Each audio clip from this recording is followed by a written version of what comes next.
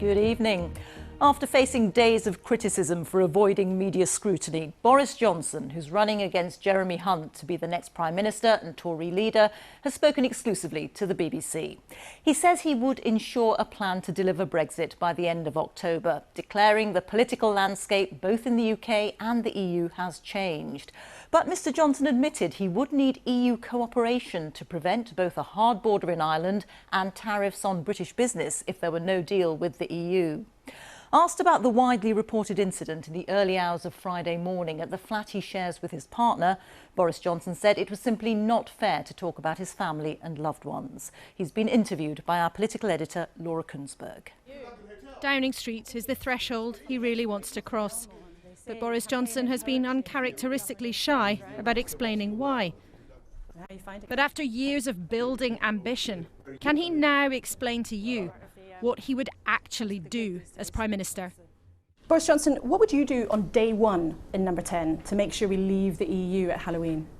I would make sure that we have a plan that will convince our European friends and partners that we are absolutely serious about coming out. And the key things that you've got to do are to take the bits of the current withdrawal agreement, which is dead, take the bits that are serviceable and get them done. The important thing is that there should be an agreement that the solution of the border questions, the Northern Irish border questions, all those issues need to be tackled on the other side of October the 31st during what's called the implementation period. But the implementation period, as it stands, is part of the withdrawal agreement. Of course. And you've said that you wouldn't sign up to the withdrawal agreement and it's dead. That's right. So those two things can't both be true. No, because you're going to need some kind of agreement, and that's certainly what I'm aiming for, in order, as you rightly say, Laura, to get an implementation period. And I think, actually, that politics has changed so much since March the 29th. And I think on both sides of the channel, there's a really different understanding of what is needed. Time and again, whether it is Jean-Claude Juncker, President Macron, any EU leader, they have been crystal clear. There is no kind of deal without the backstop, an insurance policy for Northern Ireland. So what evidence do you have you can get around that? Nobody wants a hard border in Northern Ireland. And indeed, nobody believes that it will be necessary. If you want to be Prime Minister, you have to tell people how you would do it. You can't just wish it to be true. Let me tell you, there are abundant technical fixes that can be introduced to make sure that you don't have to have checks at the border. You're right, Laura, that there's no single magic bullet, but what there is a wealth of experience, a wealth of solutions, and what's changed now is that there's a real positive energy about getting it done. If you cannot get the agreement, that sounds like you crossing your fingers. No. You are clear, we would leave, you would take us out at Halloween without a deal. An absolute guarantee? You have to be, of course. My pledge is to come out of the EU at Halloween, on the 31st of October. You've got to understand, Laura, listening to what I just said, that is not where I want us to end up. It is not where I believe for a moment we will end up.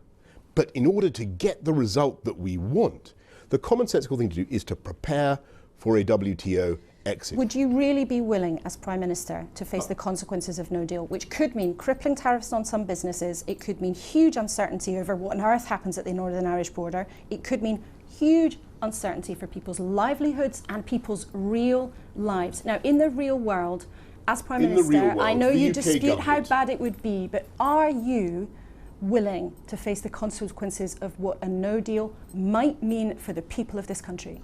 In the real world, the UK government is never going to impose checks or a hard border of any kind in Northern Ireland. That's just number one. Number two, in the real world, the UK government is not going to want to impose tariffs on goods coming into the UK. But it's not just up to the UK. That's right, I'm coming to that point. It's not just up to the UK. Of course, that's right, Laura. It's not just up to us. It's up to the other side as well. Where he goes, controversy often follows, though. These loved-up pictures of Mr Johnson with his partner, a far cry from the police arriving at their flat days ago. Can you just tell us what happened at your partner's home a couple of nights ago? I would love to tell you about all sorts of things, Laura, but I've made it a rule over many, many years. I do not talk about stuff involving my family, my loved ones, and there's a very good reason for that. And that is that if you do, you drag them into things that really is not in a way that is not fair on them. But does your privacy mean more to you than the public's ability to trust you? Because look, part of trust is being open, it's being accountable, it's being transparent. I get that, I totally get that. But my key point, though, is that the minute you start talking about your family or your loved ones, you involve them in a debate that is, in a way, that is simply unfair on them. But you seem to care about your privacy so much that yesterday a photographer or someone with a phone just happened to stumble upon you in the middle of the Sussex countryside. I mean, aren't you just trying to have this both ways? Well, I just do not go into this stuff, and there's a good reason for it. Because actually, I think what people want to know is what is going on with this guy. Does he, when it comes to trust or when it comes to character, all those things, does he deliver? Because there are plenty of people, even in the Conservative Party, who worry that you do not stick to what you promise.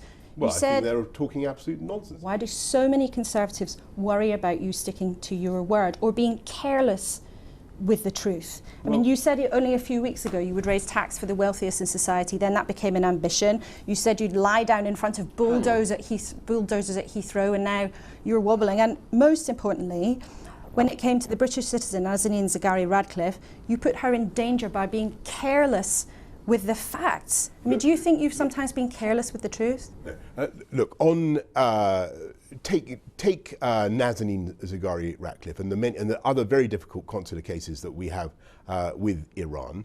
I think, of course, people will want to point the finger of blame at me if they possibly can. But actually, all that does is serve to exculpate, to lift the blame off the people who are really responsible. People worry that you're just a bit scrappy with the truth, or you almost seem sometimes to enjoy offending people. I mean, do you think it would, well, if you are Prime Minister, do you think it would be acceptable for a Prime Minister to say things like Muslim women in full veil look like bank robbers, or Commonwealth citizens are flag-waving pickaninnies? Yeah. Do you think if you move into number 10, will you change? What I pledged to you, and what I think the people of this country want to hear, is I will be a politician who sticks by what I believe in. And yes, occasionally I may say things, as I've said before, that cause offence, and I'm sorry for the offence, and I'm sorry for the offence I caused. But I will continue to speak my mind, because I think people deserve to hear what's going on in my head. But be in no doubt that at heart I am a centre-right, progressive, modern Conservative. And I will govern from the centre-right, because that is, and from the centre, because that is where you win. That is where the broad mass of the people of this country are. Boris Johnson's chance at number 10 is real and close now, yet it may still slip from his grasp. Well, we can talk to Laura at Westminster now. Laura, you got this rare interview with Mr. Johnson. What did you take from it? Well, we learned quite a lot, I think, about what he would like to do about Brexit, but with the emphasis on the like. I mean, he was absolutely clear he's not going to try to resuscitate Theresa May's deal in any way, shape or form, but what he wants to do is use some of the elements, some of the discussions that have been had over the last 3 years in order to move his plans forward. So, for example, he would pass a law immediately, he says, to protect EU citizens living here in the UK. But the really controversial gamble he's putting forward is to say that he could do a new deal, a new trade deal, the bones of that, with EU leaders before the end of October, in just 3 months. And he says he would be able to do that before resolving the most controversial conundrum of all, how you fix the dilemma over the Irish border. Now, he clearly believes, in his view, he has the political skill to be able to pull that off. And that is there. He and his supporters would say that is a plan. But it is a plan that is full of ifs and buts, either heroic or foolhardy assumptions to imagine that EU leaders and Parliament would be ready to back his vision of that, and back it by Halloween on an extremely tight deadline, when political pressure is on, not just to get this done quickly, but to do it in a way that does not harm our relationships with the rest of the world or harm the livelihoods and lives of people living here in this country. And in terms of the last few days' controversies around his personal life, it's absolutely clear that even now he's seemingly on the threshold of number 10, Boris Johnson thinks that there are questions that he simply does not have to answer. And for a politician about whom many people have their doubts about his character, that is something I think is still going to follow him around unless he is willing to give more. But there may well be Conservative members and members of our audience tonight listening to him talking about defending what happens behind closed doors who think that is the right approach to take, even though for some people there's no question that he ought to be more open about exactly what has been going on.